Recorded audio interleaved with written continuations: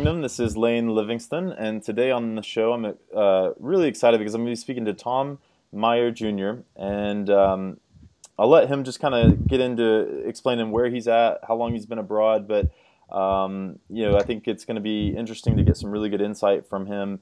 Tom, you've been over in Grecia, Costa Rica for about the last 2 years, originally from the United States, and Right. so I thought we would just go ahead and get started on what really inspired you to go ahead and move abroad, and what did that process look like for you? Well, actually, it began, when I went into the service in June of 1961, and I left Indiana, and I I was stationed in the States for a while, and then I went to Guam, and I traveled from Guam twice to Hong Kong and three times to Japan, and I sort of got hooked on like there's this life I can't see. And that's an important concept because it really changes for me when the internet really heats up, in the mid 80s, and you could just see around the world. Hmm. So I went home from Guam, and then a year later, I sailed back to Japan to teach in a Catholic language school for a little over 20 months. And so I lived in Tokyo. I had an absolutely great time. Actually, it's making me sort of nostalgic. It was before the great economic boom began in '65 in Japan. And so life was just very, very sweet and very, very Japanese, and I loved it. And so then I went to a Jesuit university part-time in Japan. But, the thing of that period was information was very, very limited. How people did things, where people went. I would run into a Dutch person who had lived, in Indonesia, that kind of thing, in Tokyo. And we in the United States just did not have that much contact with foreign cultures. Right. Quite honestly, in Indiana, I never knew there were Mexicans in Indiana when I was growing up. That's how isolated things were. So basically, I came home from Japan and I went to school in Gonzaga in Spokane. I lived there for 2 years. That was in the mid 60s. And then I moved to Seattle, where I stayed from February 69 until September 1995. I lived in Seattle a very long time. Loved Seattle. I was an artist. I had a small business, and I had a good life. In the early 80s, I started traveling with a friend to Mexico.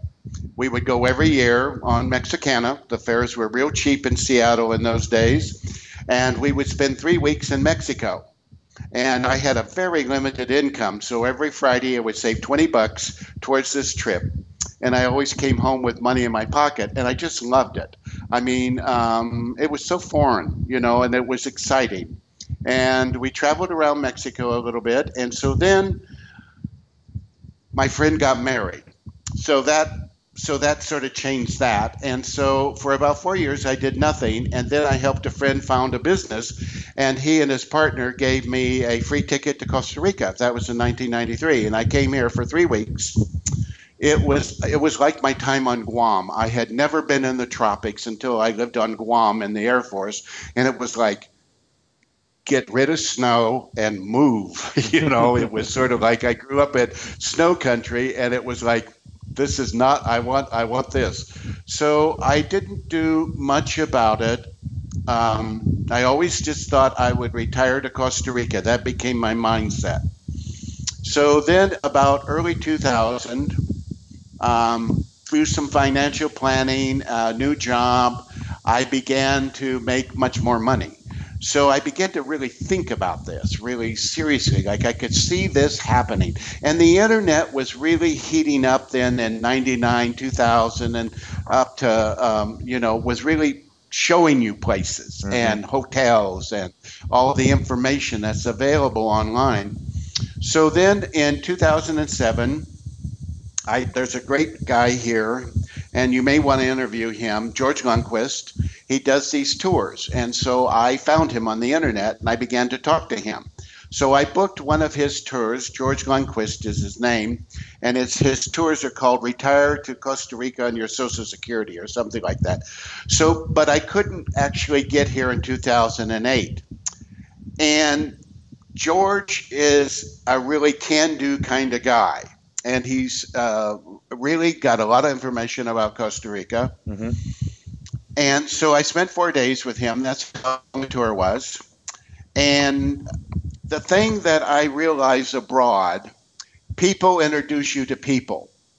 It's a little different in the States. You know, probably by this time in your life, you have your friends, you may meet new business acquaintances, but you know what? Your life is pretty much on some kind of track. And mine was. I had friends, you know, none of them wanted to travel, which always just used to upset me, but because I kept trying in the 60s to find someone to go on from. There's $5 a day in Europe, and I never could.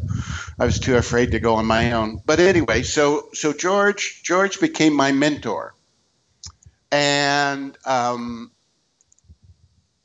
so Costa Rica was in a real boom with expats in that time. Right.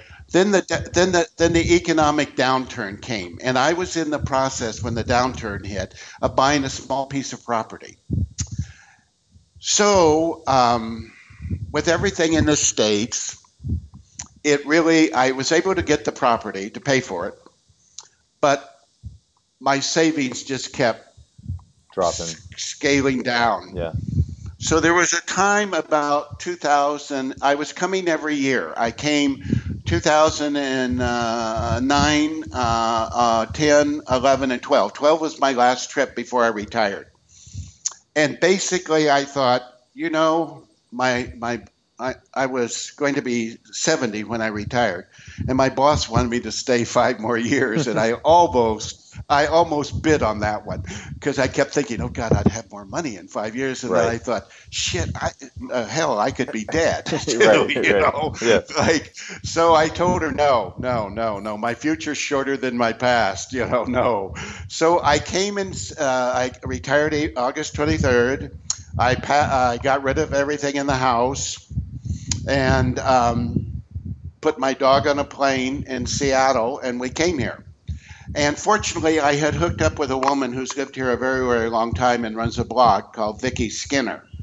And so Vicky was real helpful. She came actually up to Portland and helped me pack up to come, and we traveled back together. Yeah.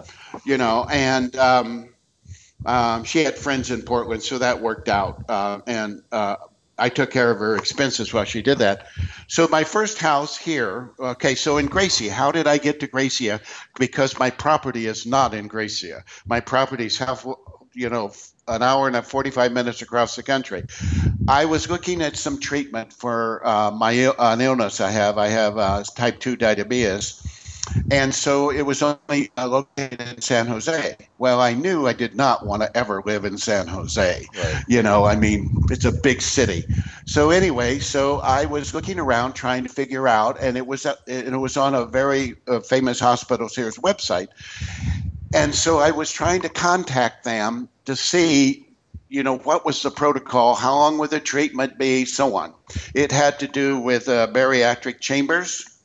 So then, so I have that sort of going, and Vicky's trying to help me get to the doctor at the hospital because I was talking to the tourism departments, and I wanted to ask the doctor these questions.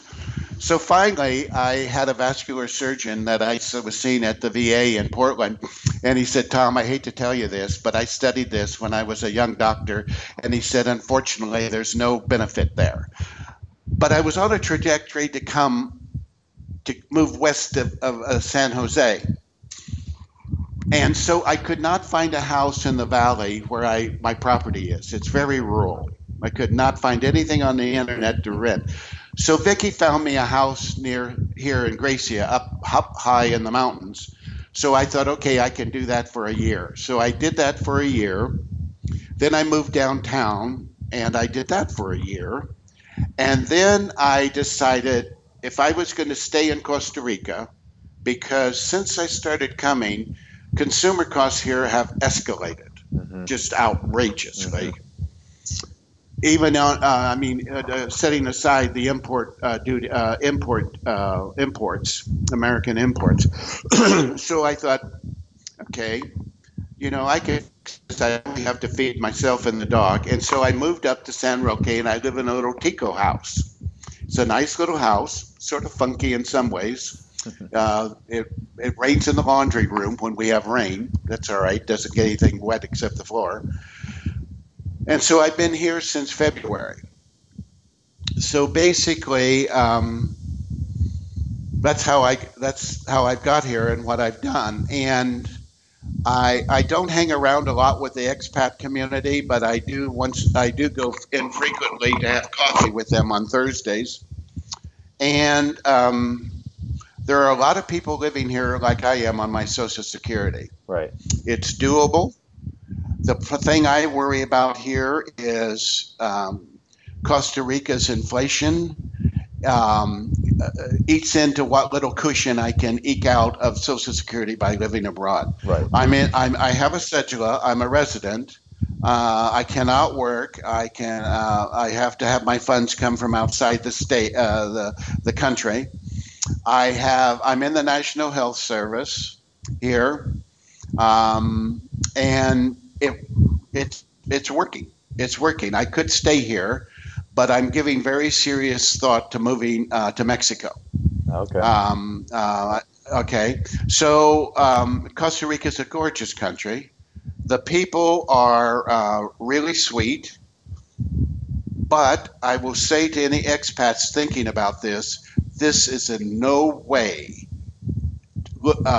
operates, functions like the United States. Right. And if you have a short fuse for that, you will not stay. Yeah. And the other thing here I have found with people that surprises me, people get on airplanes and come here having never been here. And this, just the logistics of that. Costa Rica is the only country in Central and South America that does not give you a 6-month visa. You have to go out every 90 days if you don't apply for residency. Right. And most young people your age, unless you've got a lot of money in the bank, you can't get residency because you don't have a guaranteed income. You can come here and work online. They do not tax you for working online. But basically, you're not to take a job. If you find a business, you can't take any job that a Tico can do.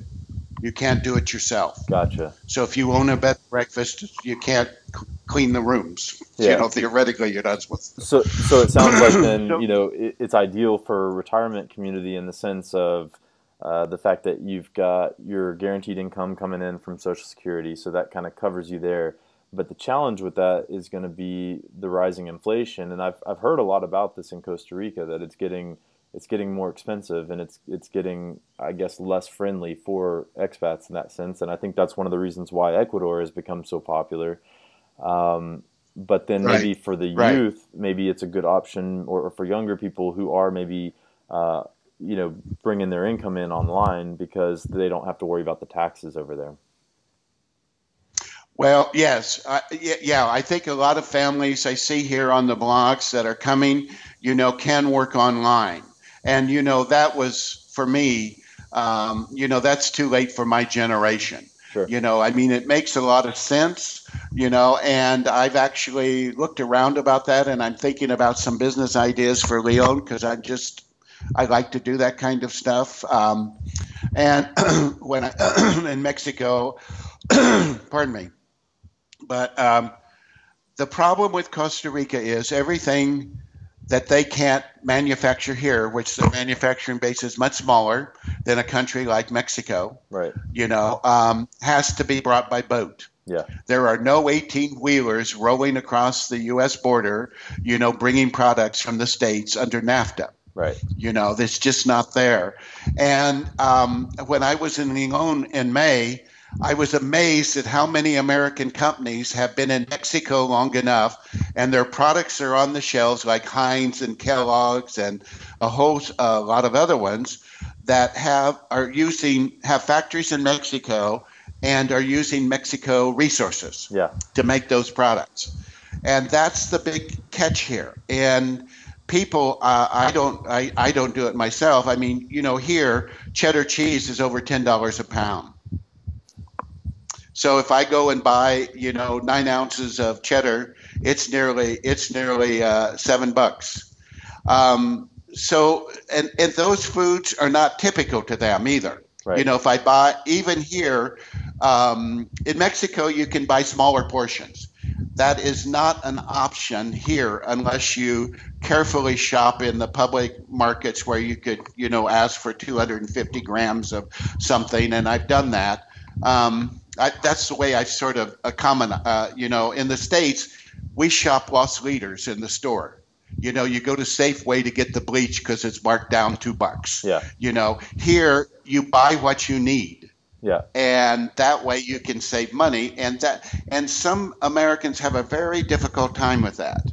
And it's taken me a long time to adjust to the fact that one stick of butter works for me for a week or 9 days. Right. So I don't buy a pound. Yeah. Yeah.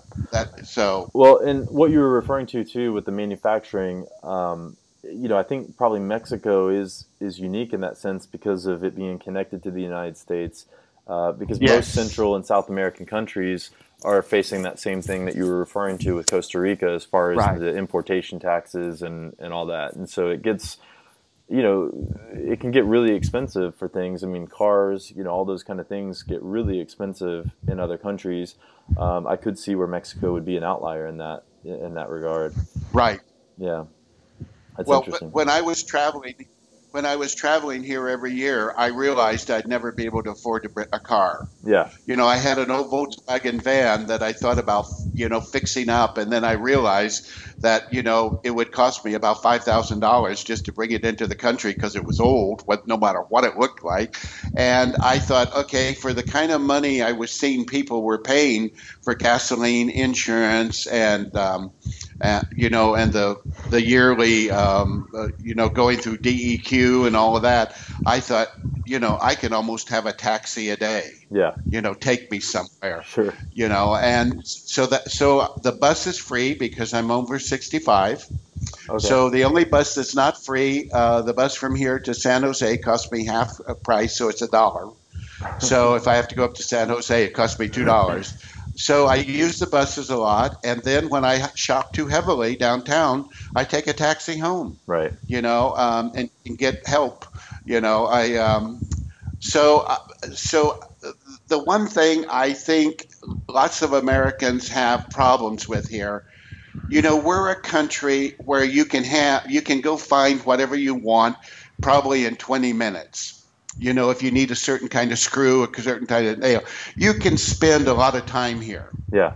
Doing that. Yeah. And that makes many Americans anxious.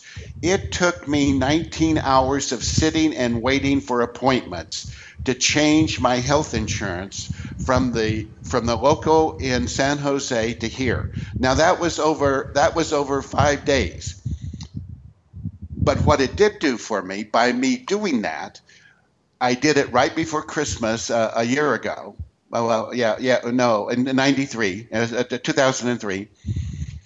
I was 2 months in arrears, so I owed them like $212. So I got it in my pocket thinking they're going to ask for the money. So the benefit of this country in some ways is this. So the woman at the Caja who was going to help me after the first year, she said, no, come back after the first year. Let's not do this now. And I said, okay. And I said, do you want the money for October and November and December? She said, no. And I said, well, you want it in January? And she said, no. And I thought, oh my God, that would never happen in the States, Right. They got, give us the money, And so basically I could have gone and gotten treatment, even surgery in those 3 months I paid for October, while that was in limbo. Yeah. Costa Rica is a process country. You have to wait out the process. And some people have horror stories. I mean, there are people who waited 2 years for their cedulas, Right. Because they did not want to do it the Costa Rican way. Here it's very much with approaching the bureaucracy, you need someone who speaks Spanish to go with you. And lots of Americans do not want to pay lawyers to do immigration. Right. Because some of them have gotten taken really badly on that, But mine was, I went through ARCR, and their law firm did a superb job getting but it is not fast here. I was reading in Mexico, I'll know in 3 weeks whether I have a visa. It took me 8 months here, Yeah. But so I think the one thing I would say to people, do not jettison your old life until you've come here and figured out, because if people move to the beaches, that's where all the gringos are. Right. And that is expensive. Yeah. Well, and one of the other things too that I hear with the beaches is that a lot of people, a lot of Americans or expats will think the coast is what they want. They get down there and they realize it's too hot or too muggy. Oh, God. So they end up in the Central Valley, like where you're at, because the climate's nicer and it's also cheaper too, like you were saying. So I think that's interesting, and that's a huge point that I stress, and I probably talk about it in every interview. And people are probably tired of hearing me say this, but you need to go and you need to experience it. You need to experience multiple places, and really the biggest thing I push is don't buy before you've really lived in the environment. You need to know if that town or that city or that country is right for you, because the last thing I want to see is I don't want to see people give it a shot, get down there, and because they've purchased something and they're kind of stuck into it, and they realize that this isn't the place for them, then think that, living abroad isn't for me. That may not be the case. It may just be that particular country is not for you, and or that particular town. Yes. Yeah. So my dilemma with the downturn, I made a huge mistake putting money down on property. It was the most beautiful thing I've ever seen, and I could see myself living on it. But now that I'm older, I realize there's no way for me to walk down that mountain road to the little town and walk back. I would have to take a taxi. It's a 40-degree incline up, and, as I get older, I could not negotiate that on a walker. Sure. And I didn't understand that. And that's something you have to really seriously think about, because this country is not level. Right. This country is not level. Right. For them to level a house and get it right like we do in the States is almost a miracle, because the terrain is just not that way. Yeah. And, and they build to accommodate that. There are 2 buses downtown that come up here. I will not get on because the steps, are too steep for the bus stop. Yeah. It's like a parachute drop. So I think I think people, and I think a lot of younger people are coming here where that's not an issue. They can surf, they can do all these things. But if you're coming here for retirement, then you have to think about those issues, and we Americans don't. Right. Retirement is something that just is sprung on us, and then you have to learn to deal with it. And I think you have to look at a long range. And here, right now, I would estimate probably if you came here and wanted to buy something, you don't have to build it. There are people here who are hard-pressed to sell their properties. Yeah. And George Lundquist, George and I had many talks about this, because I was going to build something like a tiny house on my property. I did not want to spend my life cleaning house. Right. My retirement, So I kept saying to George, why do people move to a third world country and build a 5,000 square foot house? Right. And he kept saying to me, Tom, because they can.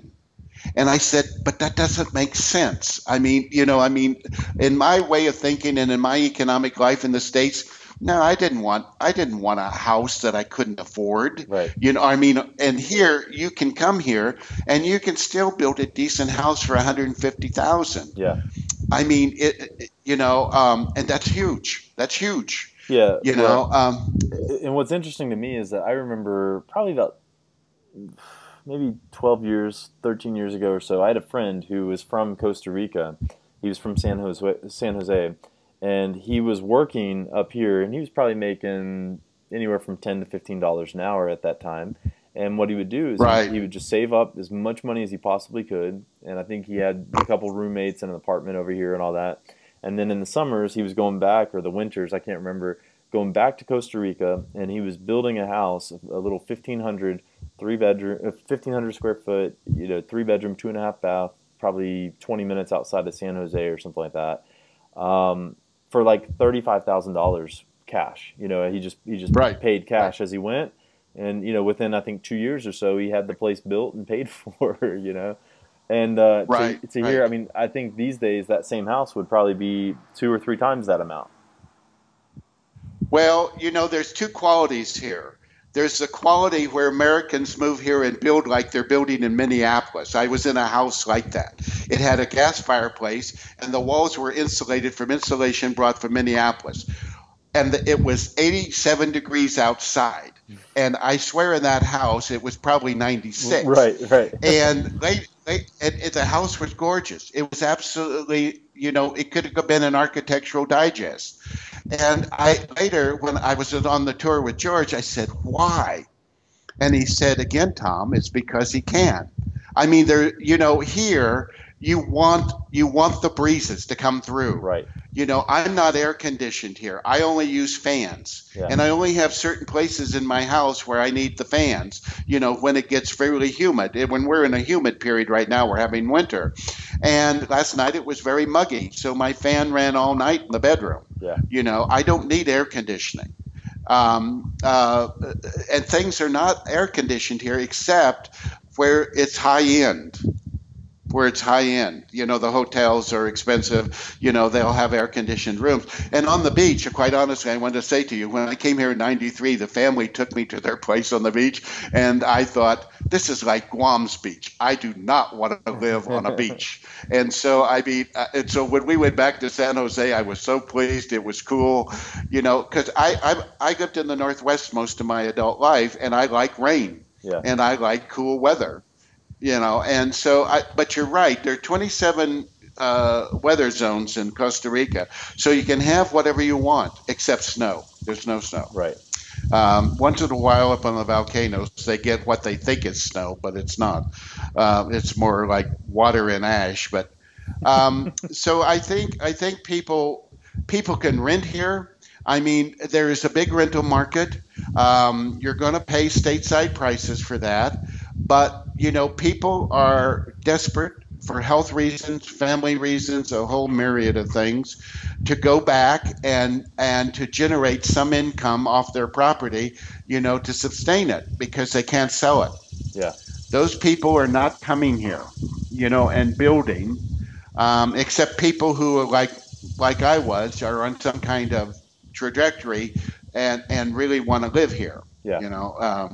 And But yeah, it was, if you think about it too, like buying a house is a lot easier than selling a house. I had another expat that kind of mentioned that to me. And they're renting in Ecuador, and they were saying, they're happy renting because if they wanted to sell their house or something like that, it's not like in the United States where it's organized and you can probably guarantee yourself that you'll be able to sell it within 3, Right. maybe 6 months. And it's a completely different process and a lot more difficult to sell. Yes, I think that, yeah. Yeah, it's not there are some American real estate firms here, and there are some people.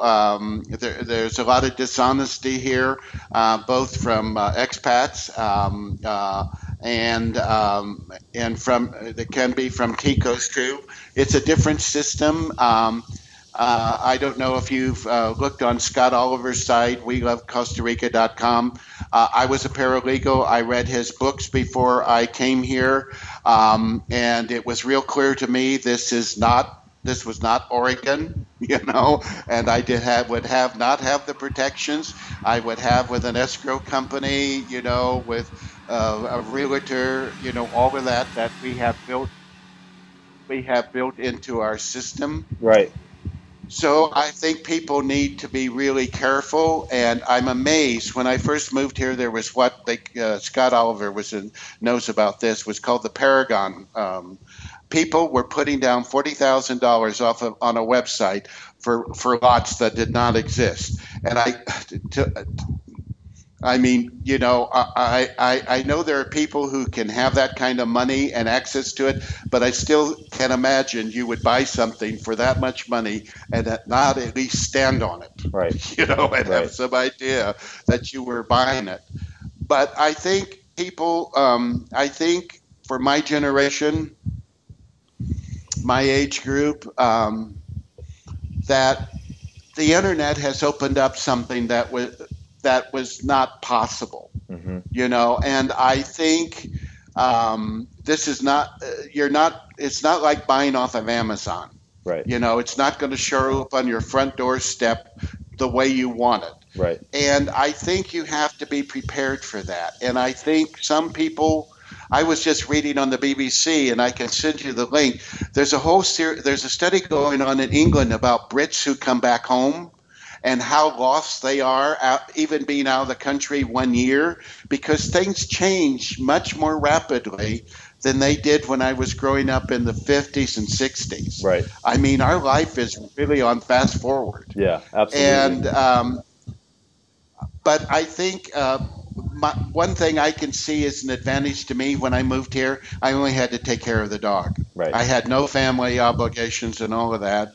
And I think this Mexico thing is really interesting because I began to think about my end of life and those issues. And of an old colleague of mine from the States, her son is moving with his Mexican wife to the Leon area, and I'm going there so that I would have someone who could help. Right. And take care of that. And that's an issue you have to really think about if you're 60 or older. Yeah. And You know, what I'm- is going to yeah, happen if Yeah, absolutely. What's going to happen to you if you pass, and I'm glad you're bringing that up because it's something I've been putting a lot of thought into for the people that are retiring abroad and all that. That's an issue that I think we probably need to address more and maybe put some kind of I don't know, information or system or process in place that will help people with that planning. And if they have children or brothers or sisters or somebody over, on the stateside that's going to have to, be involved in that, then what's that going to look like for them? So I'm glad you're bringing that up. Well, a lot of Americans here seem to give their bodies to the medical school at the University of Costa Rica. But I understood, I don't know if it's true, this is just gossip, that there's a moratorium because they have all these cadavers of Americans who have died here that they haven't gone through yet. Oh, wow. But here, and you have to look at this wherever you go. You have to really look at how do they take care of someone who died. Here, you're on the ground, not in it. You're on the ground within 24 hours. They do not embalm. You can get embalmed here, but these are all issues that you have to consider. And I think I had thought a lot about that, but I didn't realize until I got here I could have a problem. I could leave a problem. Right. And it's one that for families that are still, very close, it could be a really painful experience, trying to retrieve someone. And people need to find themselves a good, decent lawyer when they get here and make a simple will. Because, quite honestly, the embassy will tell you that your will in the States will do you no good here if you own a big house. Okay. It will not do you any good here. And people, again, I don't mean to plug Scott Oliver, but he covers that kind of stuff. And it was interesting because being in the legal field, I read everything and I had some idea when I bought my property what I would go through. And there are some things here. This is a Napoleonic system. There are some things here to say probate, but you need to know how those work and be able to explain it to the people who are going to be left behind, how it will work, Right. and have someone for them to be able to contact. And Americans seem to, in this country, I don't know, I never had this sense when I worked in law offices. It's almost like the last thing they ever want to do is talk to a lawyer. And it's like, no wonder we had such active careers, because people get themselves into trouble by not asking the right questions. Yeah. Anyway, so, Yeah. but So do you have then family back in the States that are gonna basically have to step in when you do pass, or what is that? no. Here's what I'm thinking of doing, and I get a lot of flack about this. I have a gardener who's been very loyal to me on my property, and he's got three really bright children. And here in Costa Rica, they have a good opportunity to go to higher education, but there are no loans and there's no help. So I'm really toying with the idea of giving him my property and tell him what my wish is. That's not my command, for him to educate his children. He's got three. He's got a daughter. He's got two sons that are very good in mathematics and computers. These kids, he could help. I mean, it would help. Right. So basically, I take the attitude, if I've spent the money, it's gone. Right. And me selling this property, it needs expats to buy it, because constructing a house on it will cost. Yeah. The foundation will not be easily set on my property. I have 3 tiers down the side of a mountain, so they've got to go down to bedrock. My suspicion is they would have to go down to the very oldest tier to find the bedrock. So I've got it on the market. So I'm really thinking of just giving it away. Yeah. It's like the least I can do for the life I've had. And I have no family that will inherit anything, and just basically, but that's just the way it is, you know. I mean, it's been this way for many years. So I just need to take care of just the final time, and that's what I'm thinking about doing. And a lot of Americans here get very upset with me about that. And I think, who in the hell in life knows what tomorrow brings? Right. If we think we do, we're being very foolish. And it's sort of like I never, my gardener has taken care of the property now for nearly 7 years. And he grew up on the mountain, and it's sort of like he's sort of an interesting guy. He ekes out this living there, and he built his own house, and he's done all these things that I sort of admire and wished I could have done in my lifetime. And it's sort of like I could do worse. Yeah. I could do worse. Yeah. And it's only money. It's only money. Yeah, and I think it's one of those things. It sounds like you feel.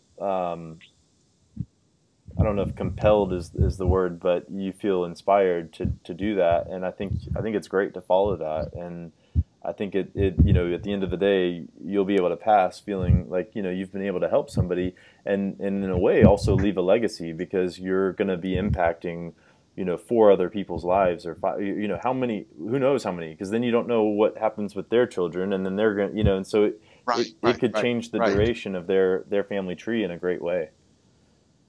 Right. Yeah. I think that's I think not ever having had children, I think one of the things that happens with people who do is you have this very intense period of your life where everything is about the kids, and what happens then when that's over. I've seen friends I've had, go into a kind of a funk that they weren't needed anymore. Right. Life. The kids get married and they begin to establish their own traditions, and things move on. And I think you're right about the idea that we have no way of knowing who and when we impact people. Yeah. And I think that is, somewhere there's a quote, either Voltaire or someone says something like, after the first 50 years, nobody will remember us, and that's, I think in some ways that's very, very true. And I think what was amazing to me here, I didn't quite understand and put me onto this, that there is kids can competitively get into higher university education here, but there's no support for families who are poor for that. And I thought, God, this sounds like the States where people are writing big loans to finance kids' educations, and I thought, that seems to me to be unnecessary and unfair to the next generation. Yeah. Because who knows whether your son or daughter is the next heart surgeon that figures out the next advance? Yeah. We don't know. Right. And I have adopted a kind of philosophy. We can't see the future; we can only impact today, and that's how I sort of try to live. And Costa Rica is very much a today kind of country. In the States, we're great into financial planning and looking and how much we're going to need and, $1 million to live in 10 years and all of that. Right. And what's really true, human history has never done that well. Right. And you can always, one of the things I will say, is that one of the things I hold a prejudice about us as a country is we've lost our ability to do things for ourselves. So here, yogurt is expensive. So I've learned to make yogurt. Yeah. Butter is expensive. I buy raw milk and I make butter. Yeah. And people here are sort of interesting. I was in on this debate one Saturday. It was just so weird about the great loss that there was no Jell-O instant pudding in Costa Rica. And on Facebook, I said, or on the blog I was on, there are 10,000 recipes on Google for what's called cornstarch pudding, and that's exactly what it is. And all those things are available to you here. And the response I got, 35 responses, but I'd have to make it. And I thought, oh my God, because I grew up in a time where families, we had to make a lot of what we had. Right. Yeah. I mean, that just was the economy. Yeah. It's really interesting because I think that, we've gotten spoiled in that sense. And I think that the generations, it's almost getting worse and worse as we go, because now we've got instant gratification with everything too. I mean, my daughter, she's 4 years old and she's growing up with everything at her fingertips at the drop of, a hat or whatever. She can have access to anything and everything she wants, and she doesn't understand what it is to have to wait for something. And I think it's gonna, it's getting worse. And I'm sure my parents were probably saying the same thing about me. And then, my grandparents were probably saying, but it's just speeding up and it's getting even crazier, with the technology these days. And, that's why I think I'm so drawn to, I have a soft spot in my heart for Uruguay. I've been to Uruguay a couple times. We've traveled. I had a failed attempt of actually purchasing land in Uruguay. And it was my dream. It still is in a lot of ways to own beach property in Uruguay and just live a little, simpler, laid back life. And I like the fact that I don't have access to all those things when I'm over there, because it kind of stretches me out of my comfort zone, but it also forces me to simplify my life in such a positive way. And, that's where I think it's interesting when you look at expats that retire abroad, and there's expectations that they're going to be able to have access to everything that they had in the United States, or they're disappointed when they don't. I personally, and I know I'm younger, but I personally go abroad so that I don't have access to all that. I want to submerge myself in a different culture, and I want to force myself to stretch and learn and grow. If that makes sense. Yeah. You know. I think that's a really in the modern societies. I was yesterday waiting for my pills at the hospital here, my monthly prescriptions, and I was watching a young kid. He looked to be about 5 with the cell phone, and I find that really interesting Hmm. because when I learned to operate a cell phone, it took me a while because my hands are so big. That Yeah. was the first obstacle. But this kid was doing all this, and I was thinking, it would be nice to be able to look back and see what kind of future he has, because obviously his future's not here yet. I mean, wherever this technology is going to take us, Right. your daughter's generation is not never going to look like yours. Right. I don't know what's beyond the cloud, but there's something. Someone will come up with it. And I think part of that is the really wonderful ingenuity of human beings. And I think the other thing is that sometimes, like you're saying, you have to step back and say, this is not me. This is only the mechanics of my life. Hmm. And I think that's hard. I think in the States, when my boss came to me 6 months before I retired and said, why don't you stay 5 more years, Tom?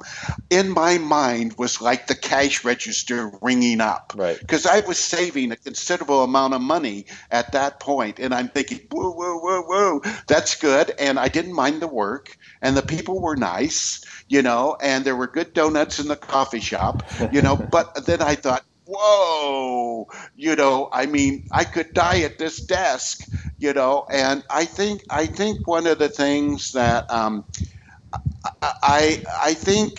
I think people have to have this like an adventure.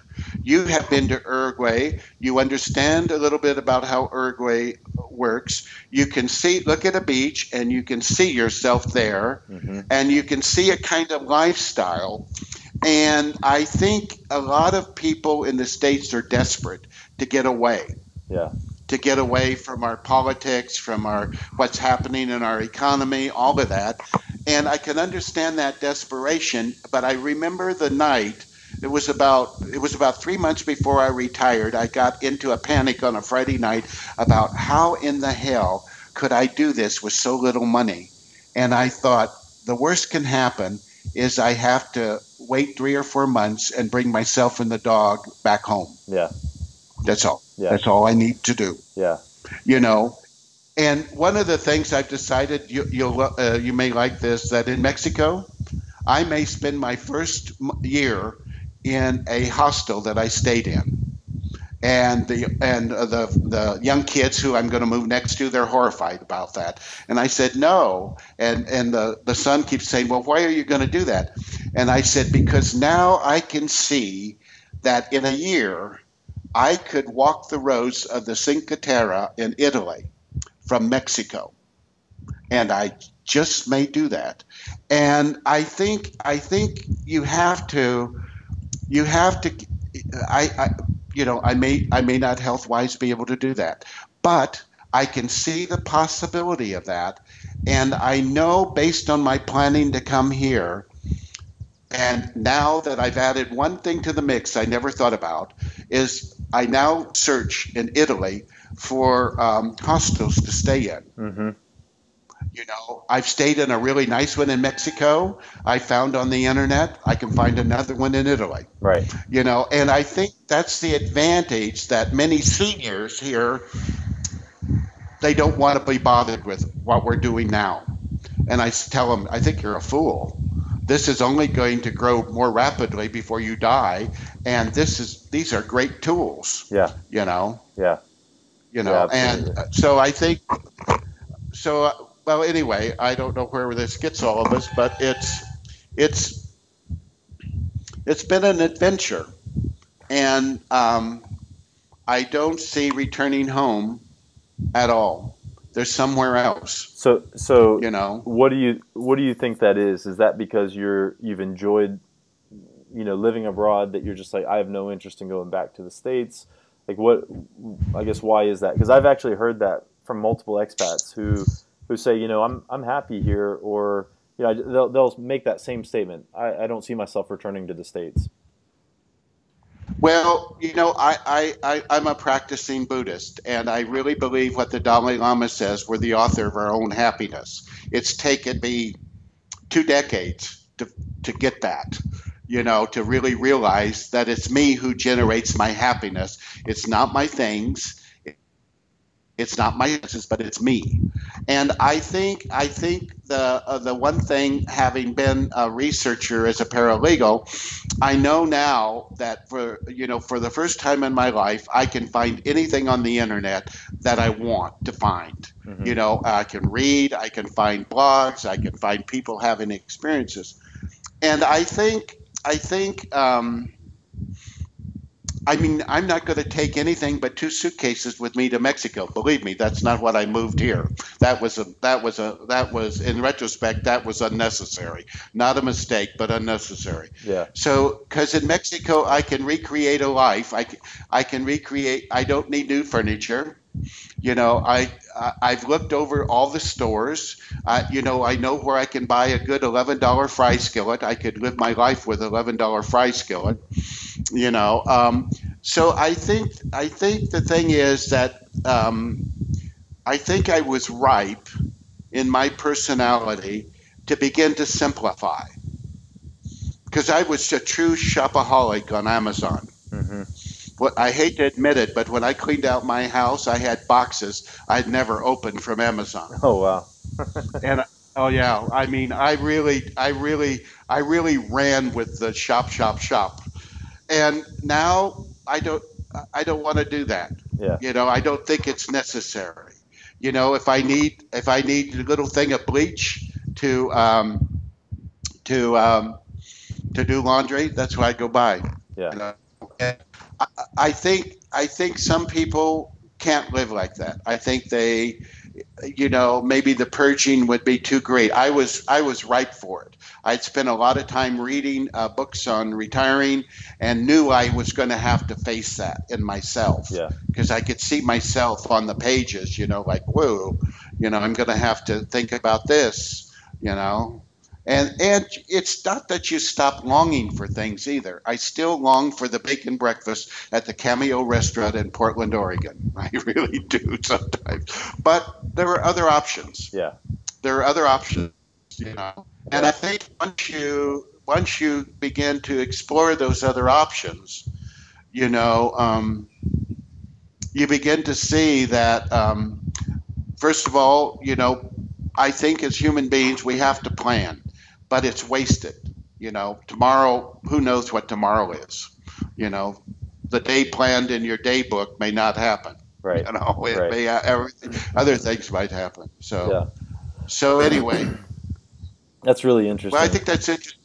Yeah. Yeah. I think it's fascinating, and I mean, I know we got to wrap up because we're coming up on an hour now, but I just wanted to ask, I guess, really like, what would the biggest piece of advice what's the biggest piece of advice you would want to share with anybody that's considering a move to Costa Rica or abroad? That just based on your experience, what advice would you want to share? I think I was thinking about that because of the outline, and I think what would be helpful, no matter what kind of personality you are, is for you to find a book that talks about retirement and the things you need to do. And I'm not talking about one that spends a lot of time on your finances. I'm talking about, who you are as a person, what you need, all these things. I had a great book in 2000 that I used. I mean, it was readable. I looked for a long time to find it. And, you could read a chapter and you could think, or a paragraph, and you could think about it.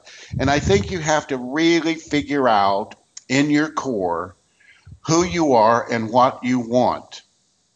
And I think if you do that, if you take like a self inventory, and I never liked that term, and begin to understand how you constructed your life, and see what needs to be deconstructed for the phase. We all go through phases. The month your baby was born and the 4 years, they're different. Yeah. They're real different. And we miss that, I think, as human beings. And I'm getting an interconnection problem.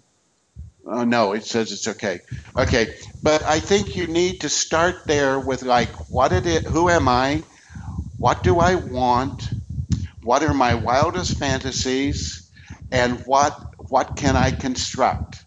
Yeah. And realize in the end, you know, the land deal fell way in Uruguay, but it was a learning experience, and you could do it again if your heart's set on it. Yeah. You know, I think that's important. Yeah. Well, And absolutely. I think, Yeah, I was just thinking, based on that too. I think one of the things I've learned since then is that now, okay, so that was pre-kids. Now I've got kids, and so my life is completely different, and I don't know, that would really be a good fit for me and the family. But maybe what I can do is take 2, 3 months and rent a place on the beach in Uruguay, and I'm recreating that same dream or that fantasy, but making it less permanent, and I can test it out and see if it really is a good fit for us at that point. right. Yeah. Right. Plus, you'll come home with a plus. If your daughter is under six, by the, doing this around six or so, she'll come home speaking better Spanish than you could ever dream. Yeah. If Well, she plays with Uruguayan kids, she will, I mean, it will be a learning experience for her, I mean, so there's a good connection there for yeah, that, for absolutely. her future. Yeah, and my daughter, Yeah. fortunately, my wife is half Ecuadorian, half Italian. So my daughter's Oh, first language is actually Spanish, second is English, third is oh, Italian. good. But for that reason, we want to take her and my son, abroad so that they can really submerge themselves in those languages and those cultures and understand that there's more, there's more than just the United States. So, but I think that's excellent advice. The book that you were mentioning, do you happen to recall the name of it in case somebody wanted to? Yeah, I looked it up. It's out of print, but she has another book she's written. It was called wait a minute. It was called Secrets of Becoming a Late Bloomer: Extraordinary People on the Art of Staying Creative, Alive, and Aware in Middle Age and Beyond. It's on Amazon under other sellers. And the woman, oh, I didn't, oh, okay. The Connie Goldman has written a newer book that I have not read, but I would think it would be of equal quality. Her name is Connie Goldman. Okay. And she does do a whole inventory. She puts you through a real ringer about spirituality and what do you believe and where do you want to go, and not in the traditional sense. So I think I'm a great believer that anything I do buy or want to read, I look at Amazon and the newest newest first, and figure out whether it's worth my time or not. And her book came up stars when I was looking. Okay. And in 2000, I think it was, I bought the book. So that So can I've be. given it away to several. So those kind of resources are there. When I was younger, grandma just went into the bedroom and shut the door. I Yeah. mean, Yeah. that was retirement. So Yeah. yeah. Yeah, well, I Okay. think we're on a new age, and I think that the expat community and stuff is just going to continue to grow. So I think resources like this and having the advice from people like you that are actually there and have experienced it is just invaluable. And so before we go, if anybody wanted to kind of reach out to you and get a hold of you and maybe ask questions or advice, I think you said that would be fine through Facebook. So Right. basically, they'd just be looking for Tom Mayer or Meyer. Okay. I just a second. I have to look at that. Okay. Okay. So I'm on Facebook as Tom period Mayer Mayer period 79. Okay. Great. So if you have any Okay. questions, if you want to pick Tom's brain, he said he's more than happy for you to reach out to him, and he'd be happy to share his advice or just any kind of help that he can. And Tom, I can't thank you enough for coming on the show today. I'm extremely grateful for your time and your wisdom, and I'm so glad that we had the opportunity to chat today. Okay. Thank you.